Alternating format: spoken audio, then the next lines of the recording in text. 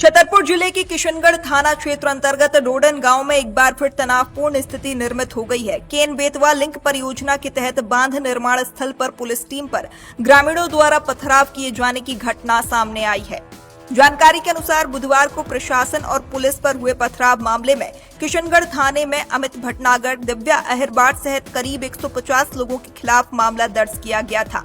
इसी मामले में आरोपियों की गिरफ्तारी के लिए गुरुवार को पुलिस बल डोडन गांव पहुंचा था। बताया जा रहा है कि पुलिस टीम के गांव पहुंचते ही ग्रामीणों ने विरोध शुरू कर दिया और देखते ही देखते पुलिस पर पत्थरबाजी शुरू हो गई। हालात बिगड़ते देख पुलिस को बचाव के लिए आंसू गैस के गोले छोड़ने पड़े। घटना के बाद पूरे क्षेत्र में तनाव का माहौल बना रहा। स्थिति को नियंत्रित करने के लिए बांध निर्माण स्थल और आसपास के इलाकों में बड़ी संख्या में पुलिस कर्मियों की तैनाती की गई है।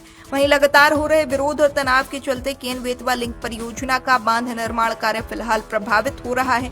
वहीं प्रशासन स्थिति पर लगातार नजर बनाए हुए है। पूरे घटनाक्रम को लेकर छतरपुर एसपी क्या कह रहे हैं वो भी सुनाएं।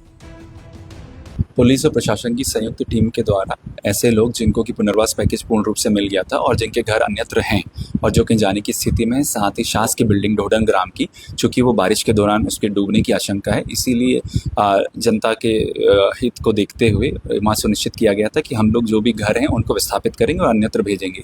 लेकिन जब पुलिस के समझाने के बावजूद भी लोगों के सामने से पथराव हुआ तो पुलिस के द्वारा टैक्टिकल रिट्रीट किया गया और इसमें ड्रोन के माध्यम से और अन्य वीडियो के माध्यम से जो लोग चिन्हित किए गए थे, ऐसे 38 लोग नामित, उन पर एफआईआर की गई है। अन्य लोगों को भी चिन्हित करने का प्रयास किया जा रहा है। अभी लगभग 150 नाम हैं जो कि चिन्हित अभी नहीं हो पाए हैं। इसमें से लगभग 21 लोगों को पुलिस के द्वारा हिरासत में लिया गया। शेष लोगों को भी शीघ्र हिरासत में लिया जाएगा, जिससे कि ये जो राष्ट्रीय महत्व का प्रोजेक्ट है ये पूर्ण हो और कोई भी व्यक्ति अवैधानिक गतिविधियों में लिप्त होकर प्रेशर बनाकर अनड्यू इस तरह से ना काम कर सके। इसमें 2 एफआईआर हुई। एक जेसीबी ऑपरेटर को जब उन्होंने घेर लिया था, उसकी जेसीबी तोड़ी और उसको मारने का, गला दबाने का प्रयास किया तो जानलेवा हमले का एक प्रकरण दर्ज हुआ है और बलवे का, और दूसरा एक थाना प्रभारी के उनके हाथ में भी चोट आई है, तो उसके आधार पर उनकी तरफ से भी शासकीय कार्य में बाधा का प्रकरण दर्ज किया गया। जैसा कि आपको विदित है कि ये जो प्रकरण दर्ज हुए हैं ये गंभीर किस्म के हैं और गंभीर अपराधों के जो आरोपी हैं उनको शीघ्र ही गिरफ्तार करना अपेक्षित है।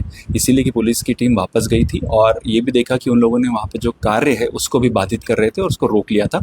इसके लिए पुलिस की टीम की सुरक्षा में कार्य को प्रारंभ करवाया गया और उन लोगों को पकड़ने के प्रयास के दौरान पुनः बातचीत से न समझते हुए उनके द्वारा फिर पथराव किया गया, जिसमें कि चारों ओर से पथराव आने पर पुलिस को अपनी आत्मसुरक्षार्थ अश्रु गैस का उपयोग करना पड़ा, जिससे कि पथराव करने वाले लोग अलग अलग दिशाओं में जाएं और पथराव बंद हो, और इसकी वजह से अश्रु गैस का यथोचित उपयोग किया गया है।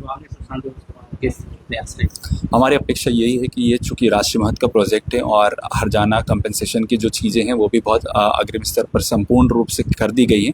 कुछ जो प्रॉब्लम्स लोगों ने रेज करी थी उसको प्रशासन ने सुना है और उसका भी समाधान करने का प्रयास कर रहे हैं। तो हमारी अपेक्षा है कि बांध का प्रोजेक्ट निरंतर चलता रहे और कोई भी आदमी को जनहानि ना हो। कभी भविष्य में जब पानी भी आता है तो लोग पूर्ण से सुरक्षित स्थानों पर रहें।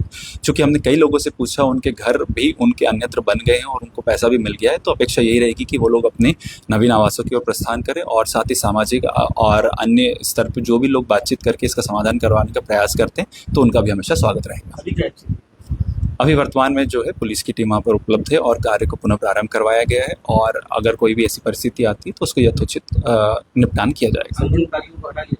आंदोलनकारियों को वापस लगातार अनाउंसमेंट के माध्यम से बताया जा रहा है कि अपने वैधानिक रूप से जो भी बात रखना चाहते हैं रखिए, अवैधानिक रूप से बिल्कुल पथराव और एक अन्यत्र कार्रवाइयों में मत संलिप्त रहिए।